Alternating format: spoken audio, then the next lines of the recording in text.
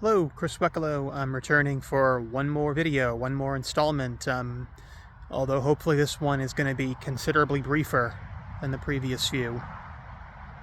Just wanted to quickly touch upon something once again, which I had spoken about in some of my previous videos, and which may serve as the basis of future videos, and most likely will serve as the basis for future videos, and then also for other projects that I'm considering for the future. Regarding possible books, possible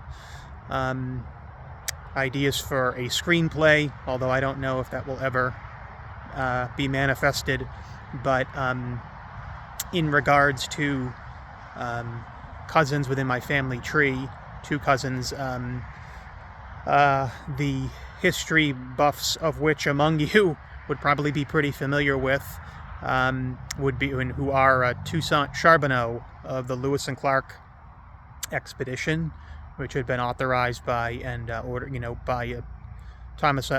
President Thomas Jefferson, and in addition to also, of course, his son Jean-Baptiste Pomp, which was, of course, was his nickname, Pomp Charbonneau, who had been a baby, who had been an infant,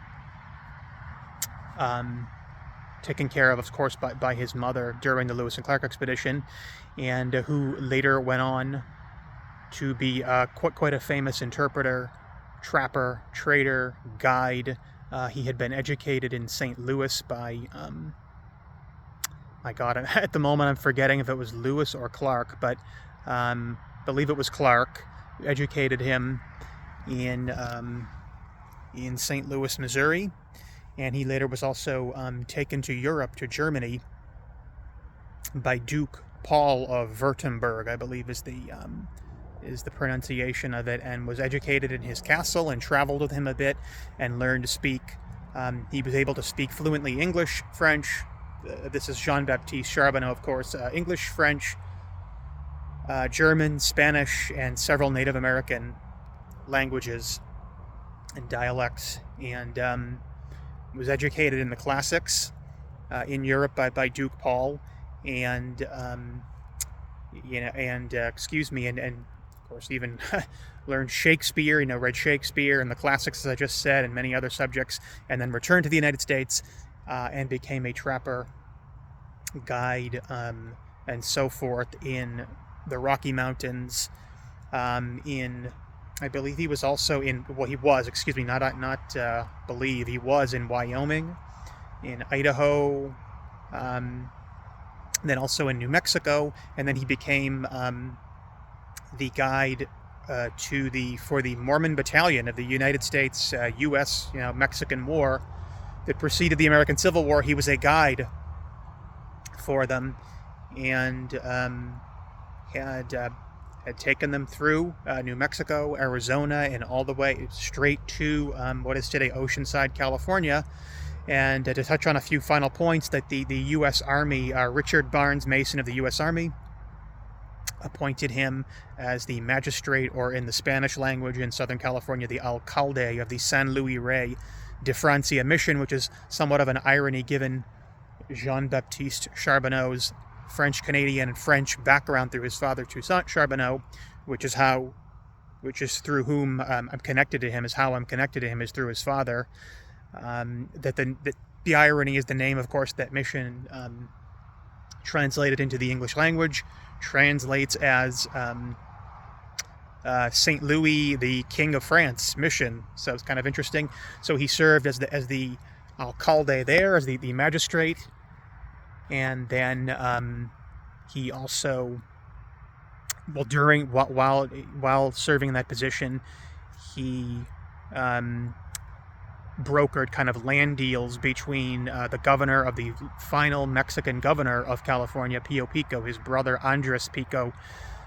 Jean-Baptiste Charbonneau was ordered by the U.S. Army there in here in Southern California to broker those deals, which he did, and then eventually left the post because of the treatment of the Native Americans, the California Native Americans, by the incoming American settlers and U.S. soldiers and so forth, and also by the Spanish Californios from Mexico and so he eventually relocated to what is today Auburn, California, which near the American River, and he became one of the earliest 49er gold prospectors, and then was the clerk, and once again this is somewhat of an irony, at the Orleans Hotel in Auburn, which is no longer standing. But what's interesting once again is that it's a connection to his French background and my French background as well. And then he passed away while in 1866 while en route to a later gold rush in Montana. He passed away in Oregon. So and his father of the Toussaint Charbonneau of the Lewis and Clark expedition, who of course I'm also connected to, he's a bit less reputable. He's quite a bit less respected. But I do think that, and many historians do think, based upon my reading of those historians, that he was kind of given that there has been like an unfair portrayal and unfair impressions that have developed about him, and that a lot of it was, or a good deal of it was, due to his French-Canadian Catholic background, and that Lewis and Clark and the other Anglo-American members of the expedition exhibited, feelings and attitudes and opinions of a xenophobic nature towards him. But there were some things that of course that he was engaged in, things that he had done, actions that had been written about during the Lewis and Clark expedition by Lewis and Clark, that were not so gentlemanly, and they were not so fair or decent, of course, but thanks to a living history reenactor friend of mine named David Papworth, who was generous enough to bring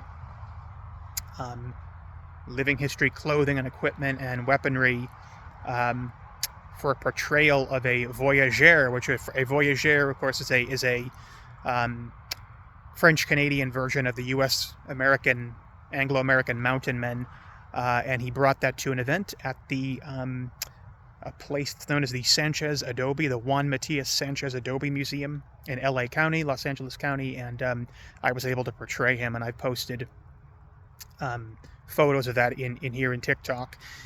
But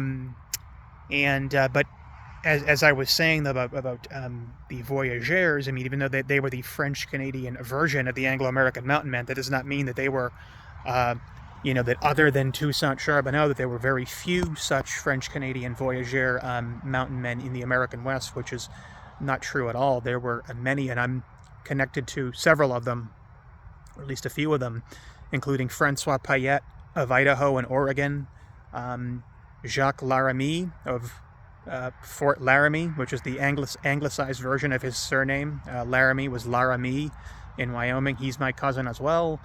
In addition to Toussaint Charbonneau, there was also a man in Arizona and California who was, during the period of I think the early 1850s, had gained a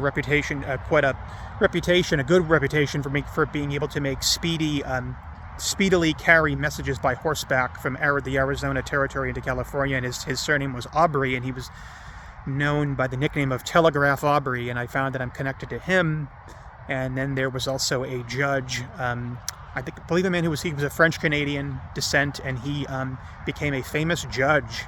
I think his surname was Beaubillon in New Mexico, and I'm connected to him. And then, of course, to Jean-Baptiste Charbonneau. And then there were many, many others too. So that the French-Canadian voyageur, mountain men, trader, trappers, yes, they ranged throughout Canada, but they were also throughout the entire western United States too. So I'm going to probably touch on these subjects again in the future, and maybe perhaps engage in some portrayals of one or both of these two people I talked about today, this evening, Toussaint Charbonneau and his son Jean-Baptiste. And of course, Toussaint Charbonneau was married to the very famous and highly respected Sacagawea, or Sacagawea, her name is, her first name is sometimes pronounced. And so I'll be hopefully returning to some of these subjects in the future. Again, pardon my unsteady hand here. It is quite cold out here at night. here in Lake Forest, California once again.